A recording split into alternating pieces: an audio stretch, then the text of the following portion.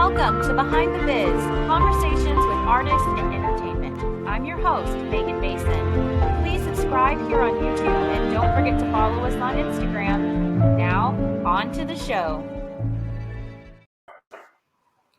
Welcome to Behind the Biz, Bryan. Hello. Hello. Glad to be here. Thanks for having me. You're welcome. So just to do a quick introduction, this is kind of a special episode, if you will, of Behind the Biz that I wanted to do because I love movies. I love talking about movies. I love trivia about movies. And I was lucky enough to have Bryan Wiersma, who was my, oh, there's sirens in the background. It's very epic. Oh my goodness. The office is near a fire station. It's very exciting. Bryan was my roommate in Las Vegas for about 5 years. And during that time, we would have late night chats when we got home from work. Late. We're talking like 12:30, 1 o'clock in the morning when we got off work. And we would talk about everything, politics, movies, TV shows, and we watched a ton of them together. Bryan is a carpenter at Cirque du Soleil's Ka. He has an amazing eclectic taste in life. That's one way to put it, yeah. Yeah. And I thought he would be really fun to kick off this series of special episodes called We Love Movies, a Fanatical Chat, where literally we talk about the movies we love, how they shaped us and influenced people around us. So welcome. Thank you very much. Again, it's great to be here. Thanks for having me. You'd be hard-pressed to find two people who, upon first sight, are more wildly different than Meghann and I. That's the crazy thing about, when I met her, because I'd worked with her for a while, and she's just sort of passing through the hallways and things like that. And then at some point, I was looking for a place to stay, so she had a room. And I was like, okay, let's see how this goes. And, it was, even though we're so wildly different on different paths, we come together at the same exact love for stuff and passions for things. And so we just naturally are able to just kind of back and forth real, like she said, till 5 in the morning. Yeah, it was crazy. Some of those mornings talking about stuff were watching different shows and binging them. There was a definite camaraderie when it came to film and television and music that is hard to rival. So I thought this would be really fun to talk with you. Obviously, this is a topic we could go on and on about. So it was very hard to narrow it down to what we would talk about today. I think we did. We're going to try and stay within the parameters of kind of the late 70s, the 80s. I was born in 80. You're a little bit older than me. I was born in 74. 74. Okay. So, yeah.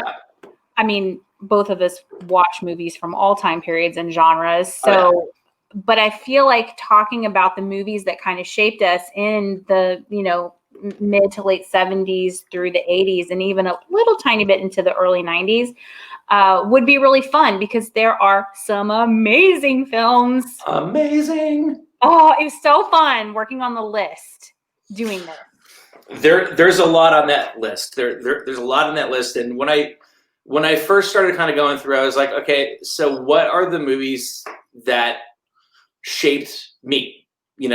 That's a big question for anyone. And I think anybody can go back in their history and be like, when I was, 3, 4, whatever it was, mine was Star Wars, obviously. I was 3, barely out of diapers. And and you go back there and that's where that love affair begins, is that first time when you're sitting in that dark cinema and those lights go out and you're just like, oh my God, it's an incredible experience. And there's nothing like it.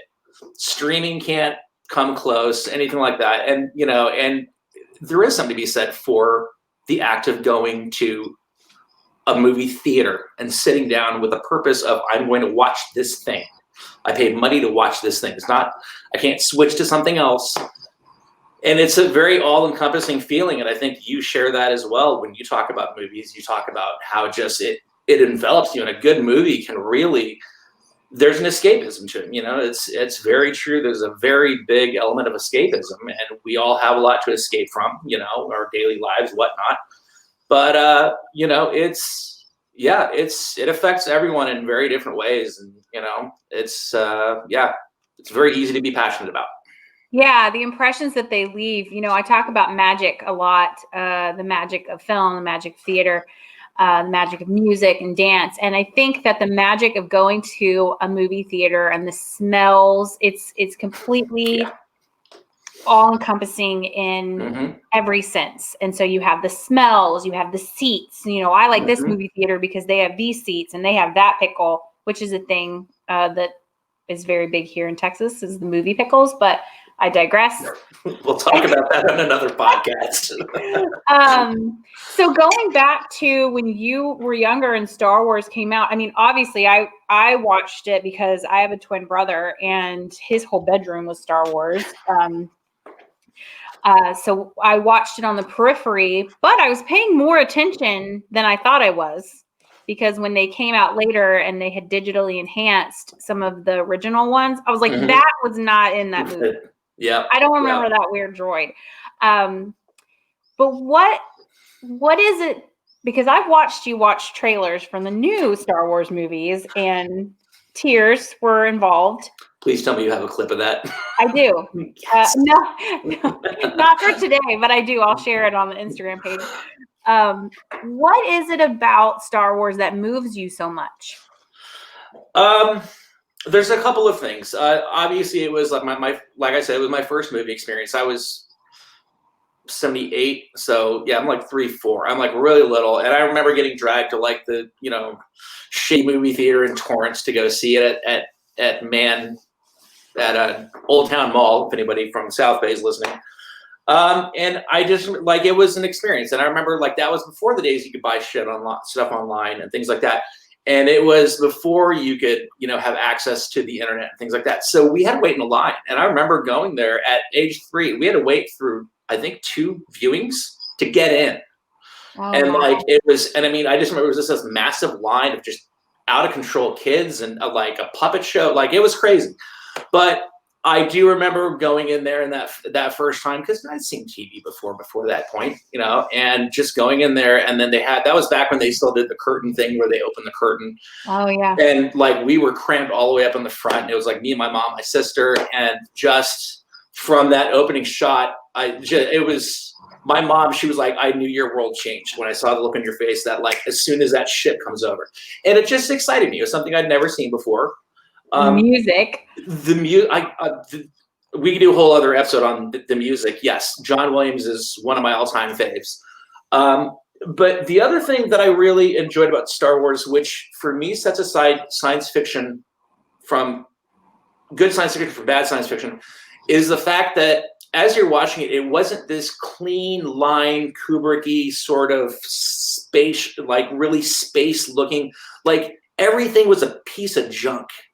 The world looked like it was running down, and everything had these questions. Every little character droid you saw, you were like, wait a minute, what about that guy? Like, how come he's doing? And like I just remember it was so just sort of matter of fact laid out. It wasn't in your face or anything like that, but it was very much a very real feeling world. And I remember that feeling of like, I know what it feels like to walk around on that planet where it's going to be hot. Like my kid said when she saw Star Wars, I'll bet it's hot.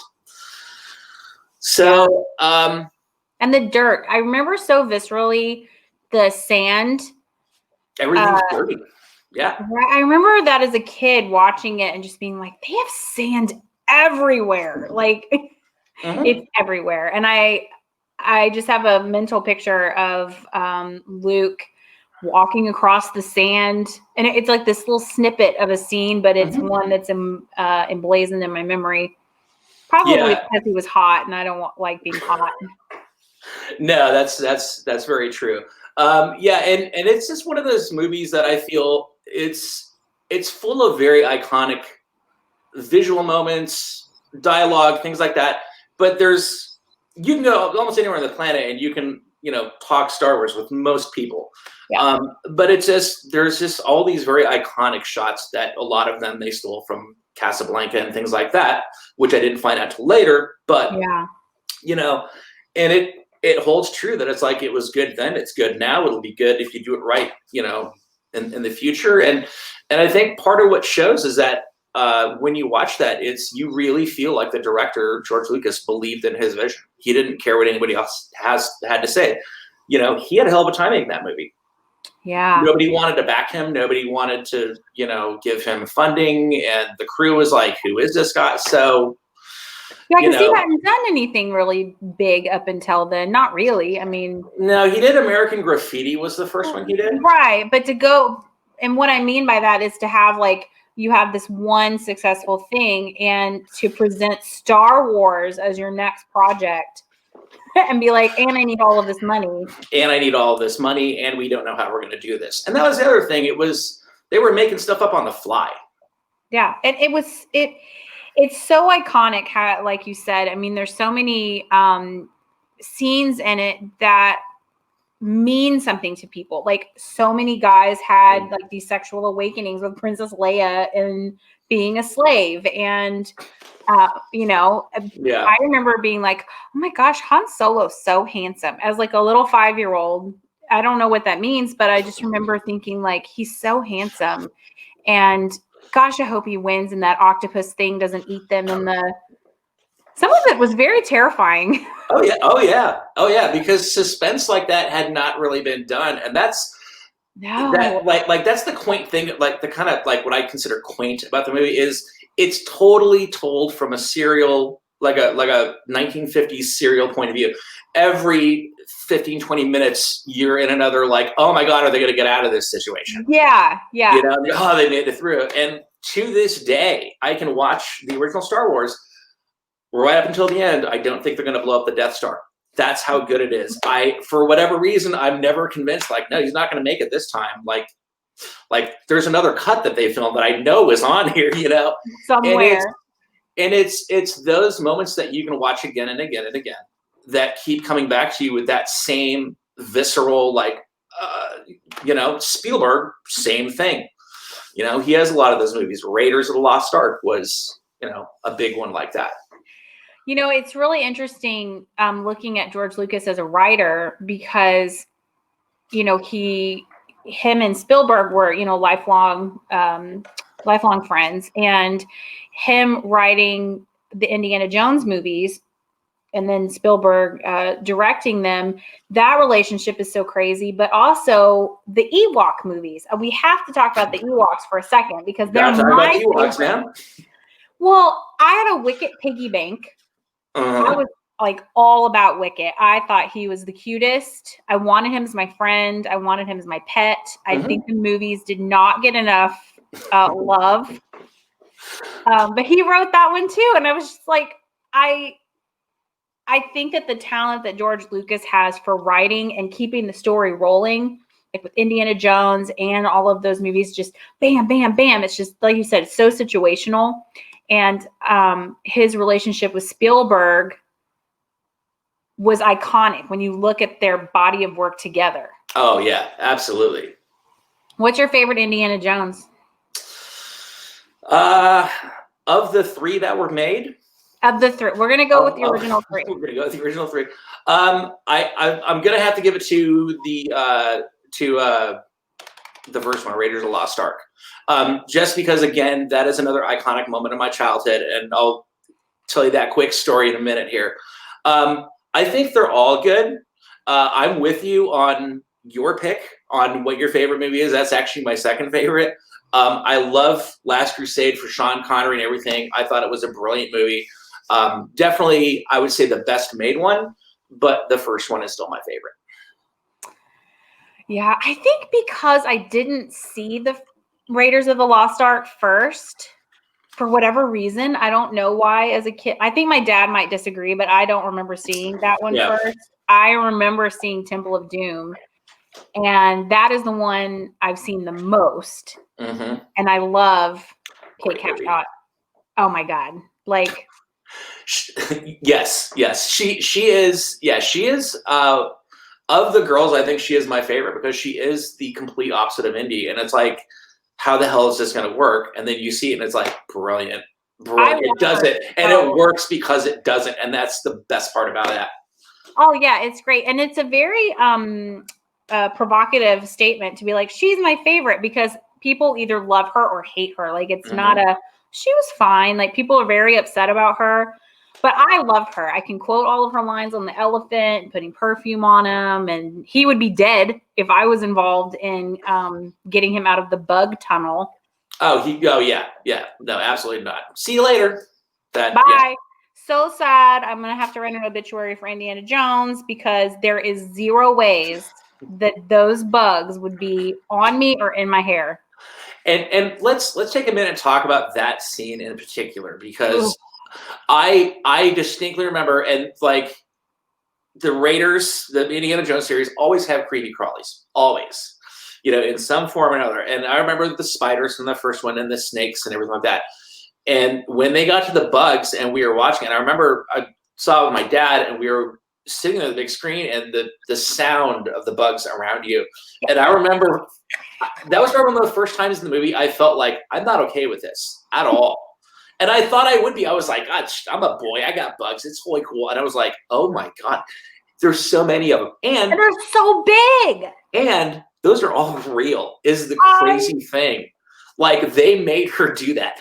And that I love that Spielberg made that decision. Like, hey, you want to be in the movie? We're going to cover you in bugs. I'm surprised she married him after that. That would be literally a deal breaker for me. I would be like, did you remember how big that centipede looking thing was that crawled up in her hair? Every minor fight, I'd be bringing that shit up. You make bugs, I win, hands down. Yeah. So absolutely. He would be dead. And then she has to like reach through the thing, and there's like the spider webs and stuff, and her hands going in there. Oh, it makes me want to throw up. That is another scene that I also believe every time I watch it that he's going to die in front of me. I really do. I remember it crushes his hat. Like, it's where he's like, we are going to die. And every time I see it, I'm like, you are this time. You may have gotten out the last 900 times I've seen this movie, but this time I know it's going to go differently. They're so good. I remember Bixie, your daughter, watching it, and we would kind of stop it before they get to the when they go into the cave. And it's like, okay, we'll save this rest of this for later when you're older. Yeah, and the melting, and oh my God. Okay. So yeah, kind of going back to touch on my Raiders story about seeing Raiders Lost Ark for the first time. So Raiders Lost Ark was my mother's attempt at like a rainy day of like, there's a movie out. It's got Han Solo from Star Wars in it. It's about a biblical artifact, and he's a professor. So in my head, my mom, and she, like, one of her Sunday school teacher friends was like, oh yeah, we saw this movie, it's great, this and that. Like, I think your kid will like it. It's about Han Solo. So she's like, great. So she drags me to this movie under the impression of like, this is gonna be an educational experience and this and that. And she's selling it like, yeah, it's got Han Solo in it. And like, I'm like, okay. And she's completely game. And then again, like, the story she has of like looking over at that first point where like the spikes come out and the corpse is on it, like when he's walking through the cave. And it's that first moment, and she goes, I looked over, she goes, and I knew there was no way I was dragging out of that theater. And she goes, I had immediate regrets. Like, as soon as it started, like, shit, he's got a gun, this is not good. And hold on to your pants, because his face is gonna melt off. Oh, absolutely. And that was the thing, like, it just, and that's another movie that's just full of these like very visceral, iconic moments that I pull up a lot in my head, when I'm, it's a beautiful movie, and, Harrison Ford at his finest, man. Well, this is why I wanted to kind of talk about Spielberg a little bit, because when I was when I just in my own memory think about movies that I grew up with in the 80s, I mean, there's like 15 just right off the bat, that he did either directed or produced. And so when I was actually looking back through them, they're amazing. And I have so many memories. Also, so many of them are inappropriate. I cannot believe that I was allowed to watch. So inappropriate. Like the 80s, I don't understand why we were allowed to watch some of the things we did because they're wildly inappropriate for children. Yeah, there's a lot of them. You know, it's like, okay, let's talk about, let's see, Close Encounters of the Third Kind. Do you remember that one? Oh, yeah. My mom loves this movie. Yeah. We rewatched it. Well, we took Pixie to see it at the movie theater. You and I went to go see it in the theaters. Yeah, I had when seen they it. Re-released it. Yeah. And it was really amazing to see. Like that movie came out in, when did that come out? Close Encounters. It was like the late 70s, like 77, something like that. Yeah, it was one of his earlier works. And to watch her watch it as like, I think she was 7, and just being absolutely in rapture, with the tones and stuff. And they said that, John Williams and him went back and forth, that he wanted like 7 tones, and Spielberg was like, no, I need like 5 tones because that 7 is too long for some alien ship to say hello. Yeah. And then they had like 150 choices to choose from at some point when they got through all of them. And then that's what they settled on. And to watch the 7-year-old, 30 plus years later, watch it and still just be like, what? And the mashed potato thing is still funny. Oh, yeah. Richard Dreyfuss is amazing. But Jaws will never be the same getting in the water. No. And I love that movies are capable of having that impact, and that's a big one because Jaws really, like, that thing came out and it was literally Psycho with sharks. Guess who's not going swimming at night? That person got what they deserved at the beginning of the movie. I'm like, you are crazy. Yeah. Like, you're gonna get in the water, and then you add the music. He traumatized like everybody for the rest of their lives with that music. Well, that and again, Spielberg has a very specific thing that his movies feel like to me when I watch them, which is I feel like I know what it's like to be there. Yeah. And he's very good about, even in like the super fantastical ones, he still takes you as an audience member and he puts you in that seat of like, you're Alice in Wonderland, you're going through the looking glass, I'm taking you, there's nothing you can do. And he really makes you feel like you're exploring this world as it goes, and it feels real. And be it down to like, his Tom Hanks newspaper drama, to like Raiders, to any of this stuff, it always has that feel of like, yeah, I know what that feels like. Like, I know exactly what he's going through, and he's just very good at connecting with that human, thing in his movies. Absolutely. And I think that one of the people that, and this is a sidebar, looking at the movies that he's done, like with Tom Hanks, because he's so relatable, that you can kind of put yourself in his position. And even like Joe versus the Volcano that he produced, I watched that over and over. But how many people, especially this day and age, are Joe? And they're in corporate America, and they're bored out of their minds, and they need an adventure and all of these things. But did you ever see Always? I loved Always. I cried my eyes out. I haven't rewatched it in probably over a decade because it's so upsetting. I think that was, excuse me. I think that was one of the first Spielberg movies I saw that was like of a more like serious sort of, of this earth tone. And I remember I was like a teenager or something like that. And I remember sitting in the theater just weeping, like and I just stopped pretending. I'm like, I'm going to stop pretending I'm not sad. I'm just going to sit here. Like, it was good, man. It was, It was just brilliant. And, you have Richard Dreyfuss, who he has such a mixed bag of a career between drama and comedy. And I feel like this movie was almost the perfect blend. Yes. With him and John Goodman too. Like, it was so nice to see him in a film that, he gets emotional. And of course, Holly Hunter's like amazing. Yes. But that's a hard one for me to watch, but I love it so much. But again, it's always the protagonist that you feel like you could be them. You could be friends with John Goodman, you could. Yeah, you feel like you can go get a beer at the bar with a guy. Like you can sit and chat with them, and that goes a long way when it comes to like writing characters. There's a well-written character. You really feel like, yeah, I would either like get a beer with this guy or like punch him in the throat with a bar stool. Like, if it's not well written, you don't care either way. It's so true. Yeah. The actors can only save it so much. Yeah, it is true. Another Spielberg favorite of mine that I know is also of yours and my daughter is Hook. Oh, yes. Wonderful movie. Me.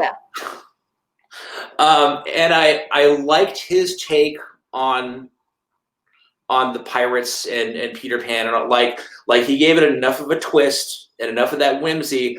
But again, you are sitting with Robin Williams going through this ride of this is what this would feel like.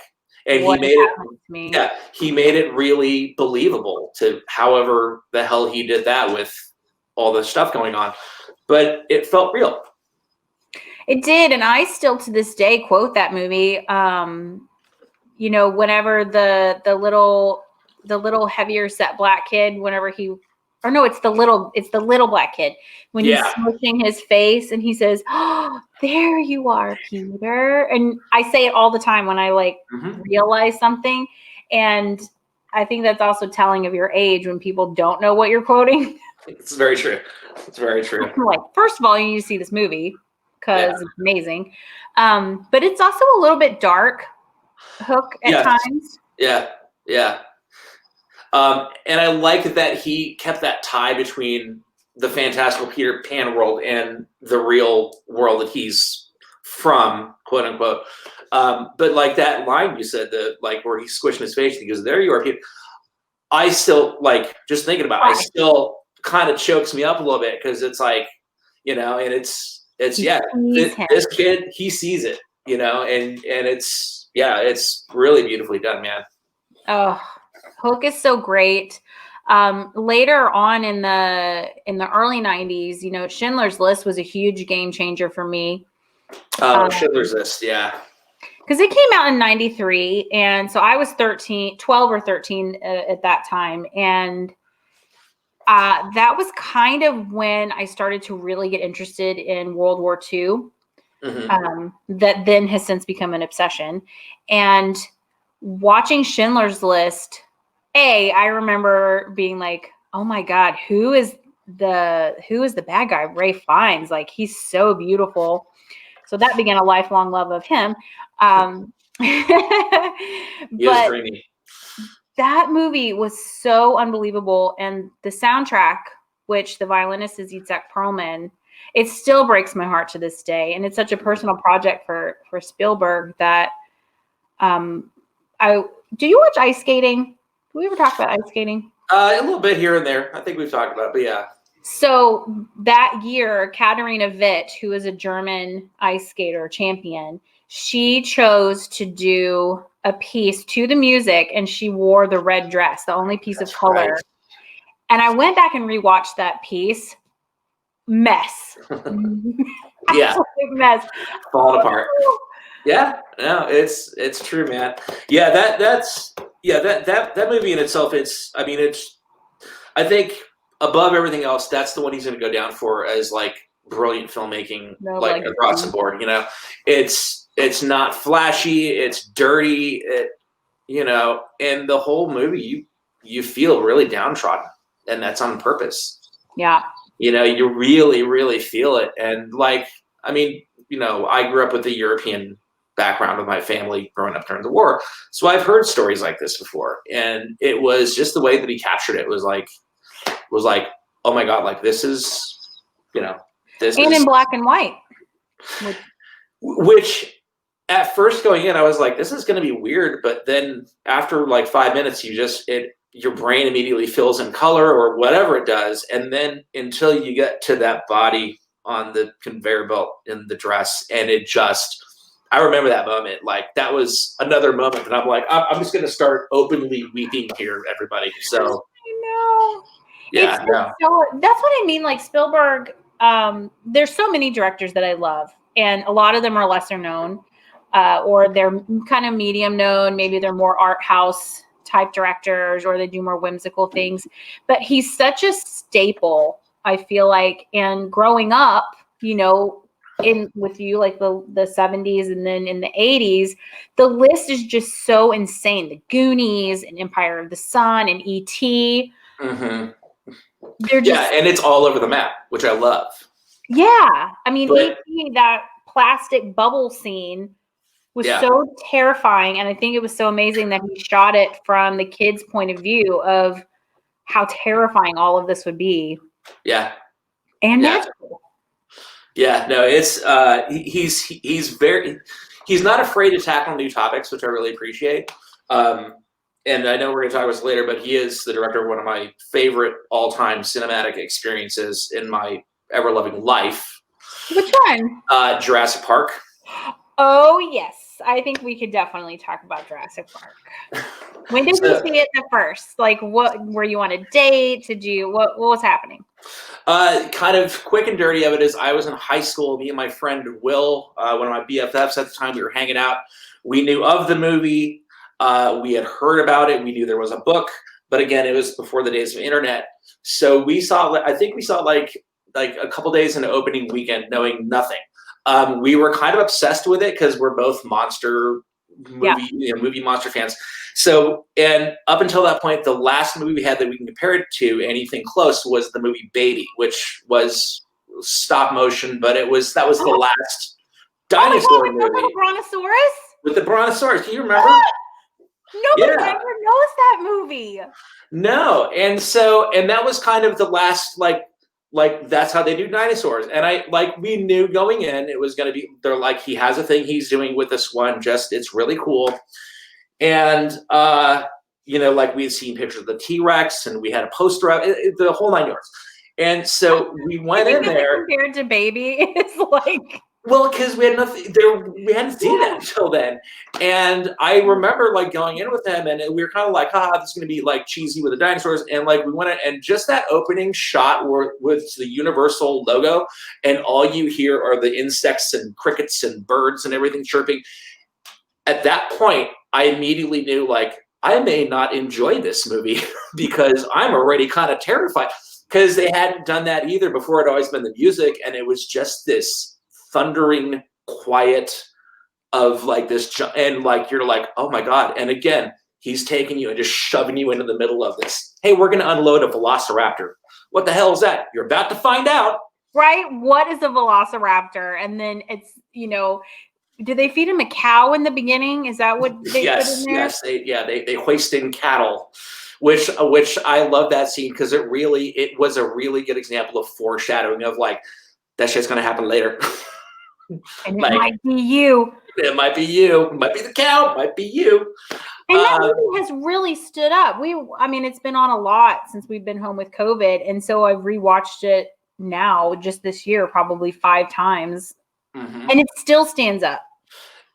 Yes. And you don't even get to see an actual dinosaur until 20, 30 minutes in, something like that. And but in the meantime, you're following these people and you're completely, you're so wrapped up in their story of it's the kid come to visit his dad. And you just kind of forget there happen to be dinosaurs in this movie, but dinosaurs is the reason I'm seeing this movie.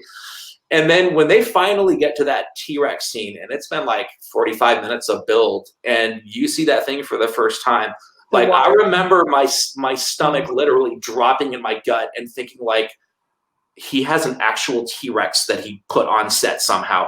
I couldn't figure it out. And just that terror, that primal fear that you're I know dinosaurs used to run around with cavemen, but you never put the 2 and 2 together like he did at that point, where it's this is what it would actually be like if a dinosaur was real. And I remember leaving that movie in stunned silence. My friend and I sat there in the car for 20 minutes, just kaboom, just checked out. And the roaring. Oh my God. The roaring is really what got me, because that little girl's terror in the car is legit. I would probably just have a heart attack, honestly. Mm-hmm. But that roar is so earth-shattering. Yeah, we just never seen anything like Jurassic Park. Mm-mm. And it's not so dated. Even looking at their technology boards and stuff, and like the computers themselves, okay, fine, they're like boxes, but the costumes are not overly done. So it just kind of like lands you in this, everybody's in comfortable safari wear. Like there's not everybody's sweaty and hot. Yes, again. You feel that. Again, you feel that in that movie. Sweaty, hot, mosquitoes. Mm-hmm. But yeah, when you see like the dinosaurs on the plains, when they go out into the field and you are right there with them of just, what am I watching? It's awe and wonder. It is truly the word awesome. Yeah, no, it really is. And it's, yeah, you feel what those people feel, man. And you know exactly how it is. And it's like, that's hard to do. And again, John Williams, such a beautiful score. It just makes you cry, like when you listen to it. I have it, of course, and sometimes you'll put it on and it will get you. It's just so offending. And then, the other ones were fine too, but that first Jurassic Park is the best. I still want that park to open. I'm still waiting for that. Would you still go? Absolutely, I would. Absolutely. Because by now they had to have fixed all the problems. But surely they did. I want to move over. So the background that we have on here is the two Phoenix ladies, I guess we would call them. From the Neverending Story. This came out in 1984. Mm-hmm. This particular scene was terrifying. Yes. Don't they have the lasers come out of their boobs, right? It was something weird like that. It's been a little bit since I've seen it, but I remember it was something like, is this a kid's movie we're watching? Right. Again, another movie that I don't really think I probably should have seen as young as I did, but two interesting things that came out of this movie. One, totally traumatized from the horse in the Swamp of Sadness. Mm-hmm. Oh, yeah. Like, he cannot save him because he's so sad that the horse dies. The horse is so depressed in the Swamp of Sadness that he dies, like traumatized. How did that make it into the original? I don't know how somebody wasn't like, we can't do this to kids. And they did. And he's going, oh, attack! And you're screaming and crying. Like, I can't imagine being a parent watching this with my kid. Like, well, you have had that experience. I'm sure you remember that, watching that with my daughter. That was also a Spielberg film. Did you know that? Land Before Time? Land Before Time. Yes, that's true. That is a Spielberg film. So real quick, before I explain the trauma of that movie, the other thing that happened in the Neverending Story was kind of my first real crush, which was on Atreyu.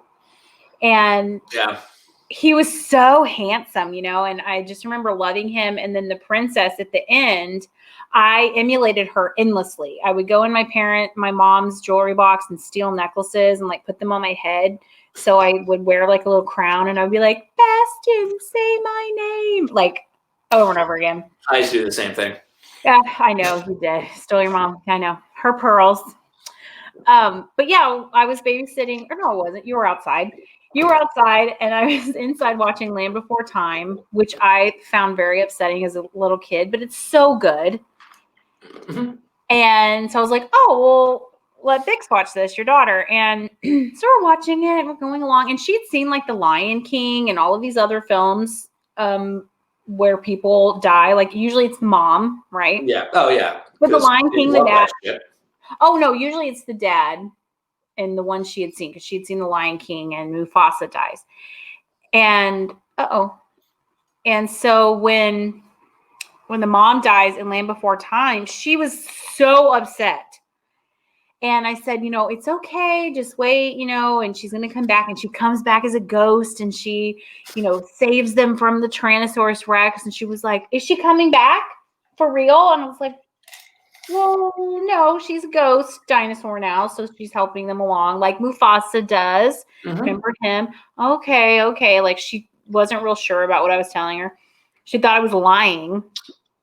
And then at the end, they get to the Green Valley and everybody shows up and they're like, oh, hey, mom, hey, dad, hey, mom. And then Littlefoot, it's just his grandparents. Mm-hmm. And there's no mom. She lost her mind. I remember that. Oh, she was like inconsolable. And she was like, Maggie, I thought you were lying. Where's his mom? And I was like, Bryan, I think we have an issue. But look how visceral that movie was for her. She wanted to destroy all the DVDs in the whole world. She did. She did. So no other kids would be sad. And I very distinctly remember that conversation because at some point after that, she had the case or the DVD, but she came up and she brought it to us and it was like, we need to throw this in the trash so nobody can ever watch it again. And then we were like, well, hang on, there's more of these out there. And the look on her face of like, whoa, more of these? What are you talking about? Like, and then like she was legit mad kind of at us for like why didn't you tell me this? You know? Yeah, I mean the power of movies is very real, and I mean that movie came out in the the late 80s or something, and again still had so much power and effect over a little girl. It was so good. I did not realize until recently that the director of Neverending Story is from the Netherlands. And he did Das Boot and Outbreak, Air Force One, Troy with Brad Pitt. Like no idea that he went on to do those things. Yeah, no, he's done a bunch of work. Wolfgang Peterson. Yes, he did do Das Boot. Actually, that's right, he did. One of my other speaking of kind of tailing on Dutch directors, one of my favorite Dutch directors of all time is Paul Verhoeven. Oh yeah. RoboCop, of Total Recall, Showgirls. Like how random is that he has this extremely violent film career, right? And then Showgirls. I saw Showgirls in the theater. By the way, I was one of the 3 people who went to go see it. So that's how committed I am. No, Paul. Did it color your vision of moving to Vegas? Like, did you no, it never. No, those two things never crossed for whatever reason. Because I was just like, oh, he's just making up a story. But like when I got here, it was like, oh, this is actually like kind of how it runs a little bit, kind of like. I always looked for her apartment because it was so seedy, and I always would drive over by the MGM on that little back street, and I'm like, I'm pretty sure that's that apartment. I have no idea. Oh yeah. But it was so downtrodden that I was like, that's got to be it. Oh yeah. And his one of his earlier movies, RoboCop, is one of my favorite like all-time sci-fi movies, and that was the first time in a movie theater that I felt very uncomfortable around the villain. Like really, like that villain in that movie, like was so well written. It's Kurtwood Smith from that '70s show, the dad from that '70s show. But I remember watching that movie, and it was just, first of all, a gore fest. So violent. Again, why did I see that as a kid? So inappropriate. You know, and I think like I snuck in with my friend Chris Lobrunner. We went to the snuck in and saw. But I remember like watching it, like oh my god, this is so over the top, blood, gore, soaked. But at the same time, again, I'm engaged in the people within the movie, and I'm like, okay, like I kind of want to find out what happened to this cop they blew to smithereens, And the other thing about that I appreciate about RoboCop is the tech in that movie holds up pretty well today, in accordance to most movies. We still have like the cell phones, the trackers, and the data pads and everything. So I was like, yeah. Well, Total Recall too. We just recently rewatched Total Recall, the original one with Arnold Schwarzenegger and a young Sharon Stone, which that one came out.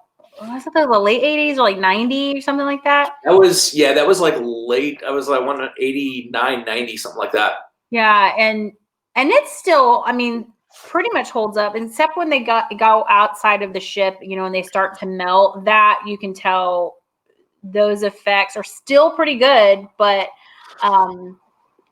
those are the only things that it's a little bit aged, but you still are engrossed in the story and everything. It's all the double crossing, and I liked Total Recall a lot. I haven't seen the new one. It was good. It was good. It's definitely not. I definitely still like the first one better, but it was good for what it was. Did you ever see Legend, Ridley Scott's? Yes, both versions, Tangerine Dream and the other version. Yeah, that is definitely one that I grew up watching a lot. I love unicorns. I get this obsession, obviously behind me. I get this obsession legitimately from my mom, and and so we grew up watching Legends a lot. And when I go back and look at it visually, I can see where it left such a huge impression on me, because there's so much dew and sparkles and etherealness and the goblins, and when she becomes the Dark Princess, and then you have the fairy who is not a nice fairy. She's like a sprite and stuff. And then, of course, there's Tom Cruise, but to me, he wasn't even the biggest part of that movie. No, he's such an afterthought in that movie, even though he's the main protagonist. You're just like, yeah, it's Tim Curry, that is yeah. And let's talk about Tim Curry's role in that movie for a moment. I feel his portrayal of Demon Devil, the Darkness, I think is his name. Again, it's one of those iconic moments that you see other movies from then on try and recreate that, that first time you see him, you're like, oh my God, I mean, it's huge, it's massive, it's imposing, and beautiful creature design too. As makeup artists, we can definitely appreciate all the hard work that goes into something like that. And it holds up to this day very, very much. Oh, it's so good. And the unicorns, they have real horns. They're real unicorns. Yes, they actually got real unicorns is what I heard. I know. They got real unicorns. And then I think it's Blix is his name, the goblin. Yes. And those creature designs were unbelievable. It was just, there's so much when I go back and watch that film that sticks with me to this day, and how I design things or think about things. Do you remember Meg Knucklebones, the witch? Yeah. Oh God. Terrifying. To this day, terrifying. Yeah. No, I don't like her. I didn't like that scene. I had seen Legend with the second score first, the non-Tangerine Dream one, I think is what it was. And then I went back and I watched the original variant of it. What it was, for my money, I like the Tangerine Dream score better. I like the one that I've seen the most is like the theatrical release. I think that's the one I'm thinking of. I think that's the Tangerine Dream one. I think so. Yeah. So, and not that I didn't like the score was fine, but I just thought that the Tangerine Dream score added kind of an element of weirdness to it that sort of helped pull you through this otherwise impossible land. It's like, oh, okay, I'm just going to follow the music, Yeah, no, it was fantastic. And I think the 80s had some really great stories like that, where they had these really gross, and they weren't afraid to have really scary witches and goblins and things, because even in Neverending Story, they had the little house with the old people that he goes to, and they were creepy. And then you have, Willow has some, you have Legend. There's just so many that it was a thing that the studios were producing then that left a mark. I mean, oh, absolutely. And it's the 80s, at least the late 80s, were full of the really good, fantastic, fantasy movies. Willow's another one that I love to watch. Oh, Willow's great. It's, Val Kilmer, amazing. Oh yeah, I even wrote down, because we've been talking about kind of more serious films, and I wrote down a couple of comedies that were great in the 80s as well that we watched repeatedly. One being Top Gun and Mr. Top Gun. Yep. I mean, what do you say about Top Gun? It's just. I think Top Gun was my kind of like sexual awakening with Kelly McGillis back then when she's making out with like Tom Cruise. And I remember that was the first time in a movie that I'm like, I should not be in public right now. like I remember that because however, but yeah, it's great, great movie all the way across. Berlin singing "Take My Breath Away," and then that scene, and they're all mad and fighting. And watching it as a kid, I remember specifically thinking like, it's really kind of weird. Like he sticks his tongue in her face. Changed my world. Changed my world. I remember thinking that, and then later I was like, "Oh, that's hot." But oh yeah, and then later I was very disappointed to learn out that making out doesn't always go like that. No, and it's definitely not as hot as it would have been with Top Gun, Tom Cruise. Yeah. Even though I really liked Goose, I was a funny story about Top Gun. So there still are people in the world that have not seen Top Gun, and our friend Jenny Lee was one of them. And so we're like, "Oh, you have to watch it. You have to watch it." And so she came back into the shop at Ka. She was like, "Nobody," mad. And she said, "Nobody told me about Goose. How could you not tell me about Goose?" And I was like, nobody can tell you about Goose. Like you have to find out on your own. It and then go through all of those emotions like the rest of us. Like the rest of us, like normal people. Like cry your eyes out. Yeah. But you have also movies like Big, which didn't Bix just see pretty recently? Yeah, yeah. You know, it's so great. And Karate Kid and Karate Kid's another. Yeah, Karate Kid's another one that I was really surprised by. Like, I remember leaving the theater. I was like 13, 12, something like that. I remember leaving the theater like, I can kick anyone's ass.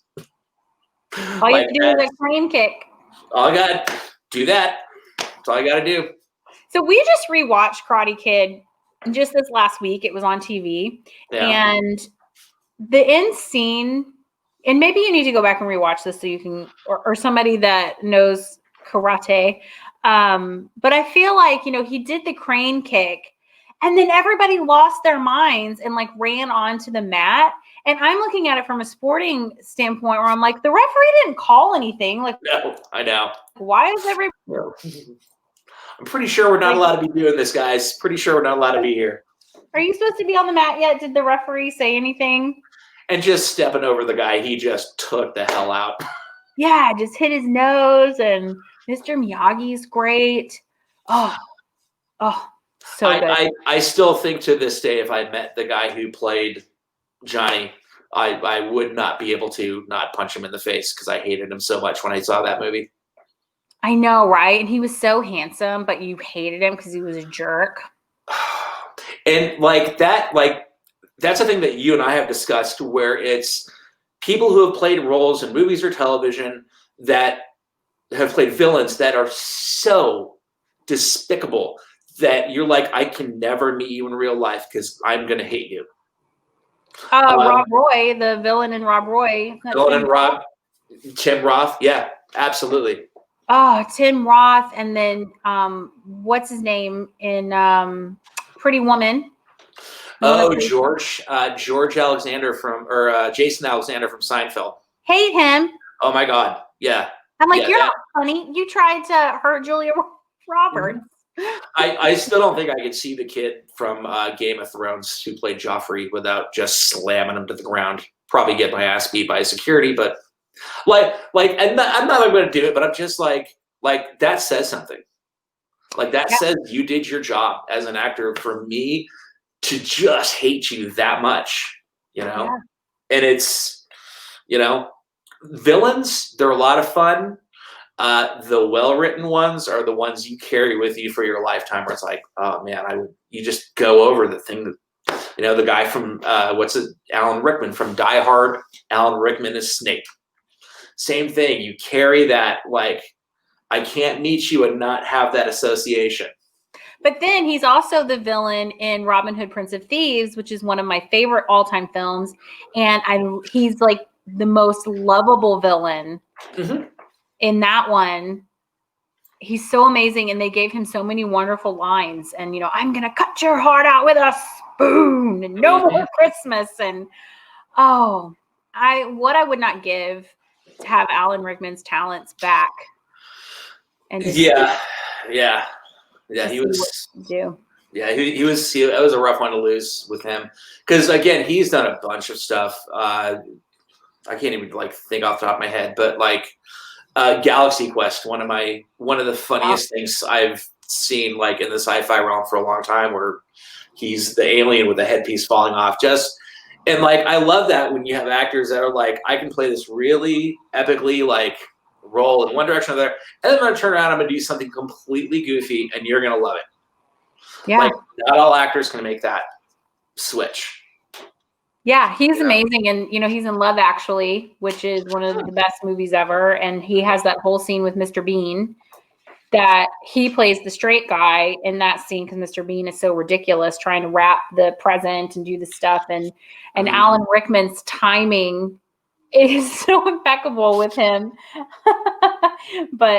And he just did a movie, this fast forwards a little bit, but if people haven't seen it, one of his last films in 2016 was called A Little Chaos that he directed. And I'm obsessed with it. I've seen it about 7 times already. I'll have to watch it. Oh, it's just gorgeous. And he plays King Louis, and it's about the building of Versailles. He's the king. And then it's Kate Winslet and Matthias Schoenaerts and Stanley Tucci's in it. The cast is unbelievable. But just on the note of Alan Rickman, for people to have a little tiny bit of his last work, do you have any recollection of seeing Dirty Dancing? No, I don't remember seeing it in the theater. I have seen it. It was good. It was amazingly good. When I saw it, I was okay, I can see why this,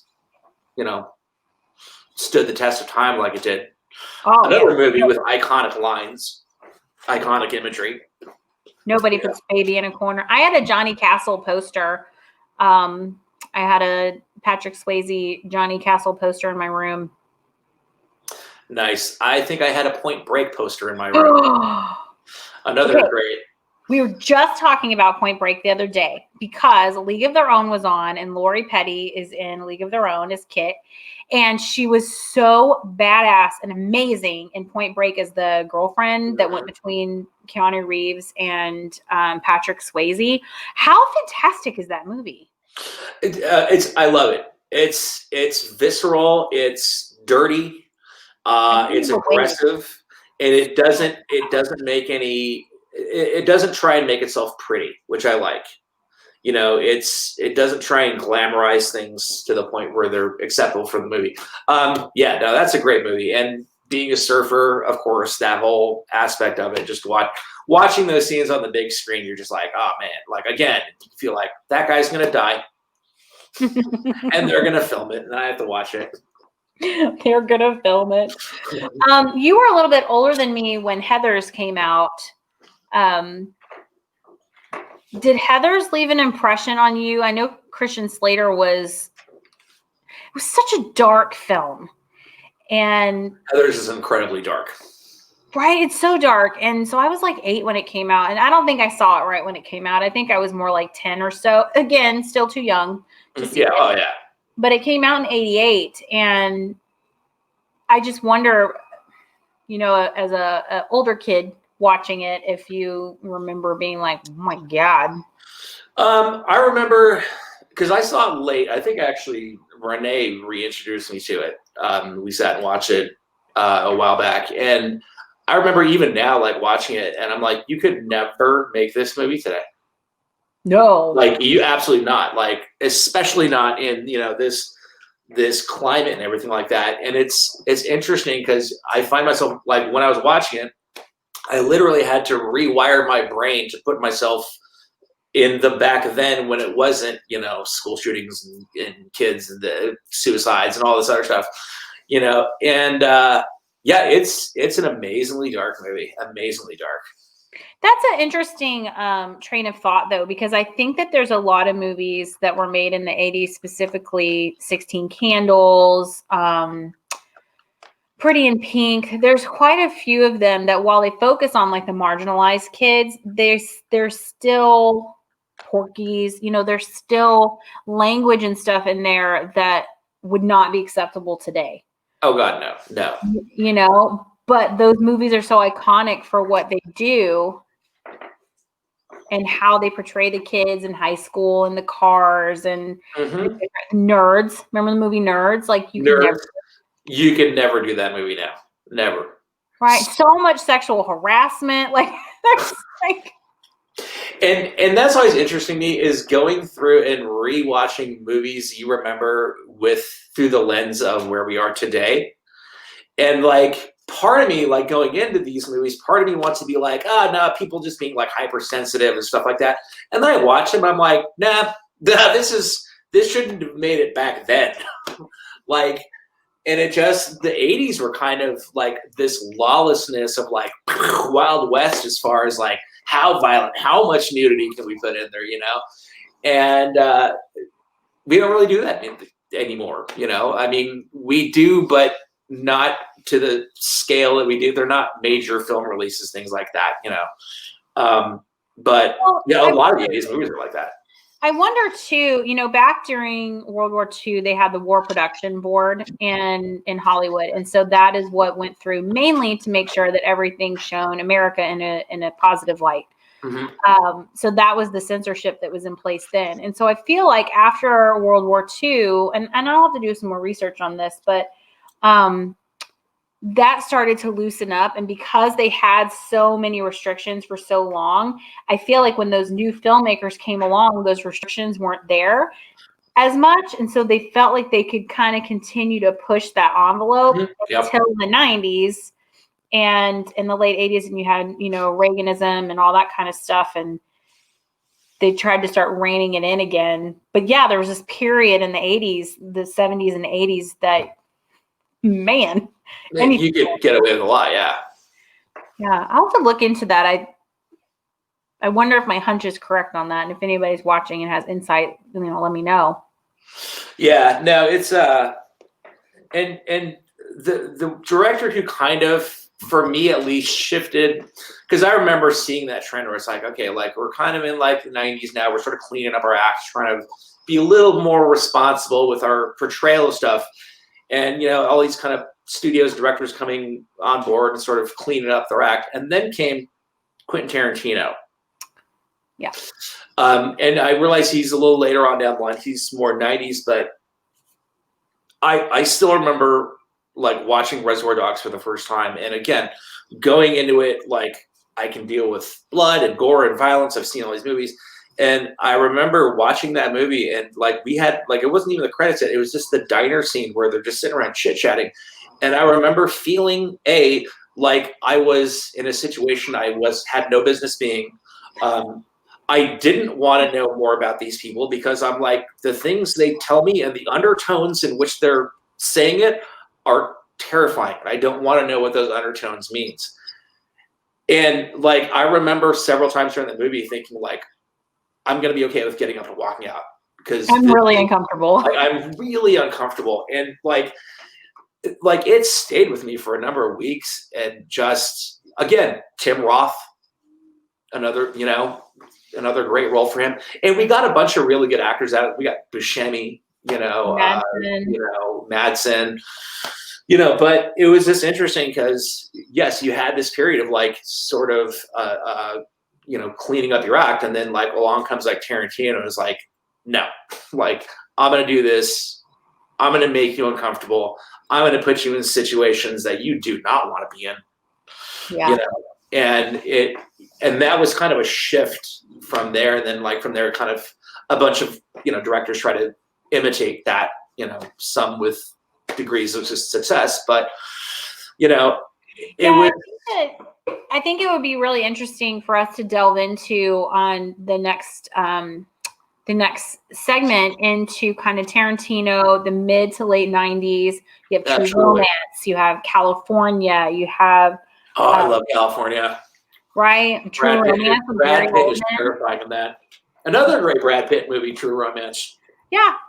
Yeah, he's great in that one. Gary Oldman is Drexel. Like, it's True Romance is phenomenal. True Romance is phenomenal. But I think that would be a really fun trip to go down and kind of examine and compare and look at those films and see what was happening in the 90s that kind of went along with the, the change in the music and the grunge. That whole, we kind of came out of shiny, bubbly 80s and early 90s and just went real dark. But the 90s brought some amazing films. But before we go, the very end of the 80s also brought us Tim Burton. Because I did not realize that Beetlejuice came out in 88 and Batman came out in 89. And Pee-wee's Big Adventure came out in 1986. Right? Like he kind of comes in here in the late 80s and is such a game changer. Oh, absolutely, man. Aesthetically, and his team behind him. I remember seeing Batman in the movie theater. I just remember loving Jack Nicholson so much. Like, Michael Keaton was fine. Like, I was like, oh yeah, you're a great Batman. But I am all about the Joker in this. I thought he was so phenomenal. And I nailed it. Here. Yeah.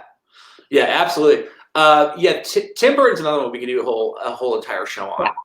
Yeah. And I do remember hearing he was going to be directing the Batman movie, which I was just kind of getting the comics then. And it was right out of Beetlejuice. And then they were like, oh, and Michael Keaton's going to be Batman. And I remember thinking, even back then, like, I was like, wait, what? Like, you're kind of like, I don't know how this is going to work. And then, again, pre-internet, there was no online, fandom, any of this stuff. So you just went in blind and saw what the trailer had to show you. And then, that was the only info you had. And then going in and seeing that, and you're just like, it was great. It was so perfect. It was so perfect.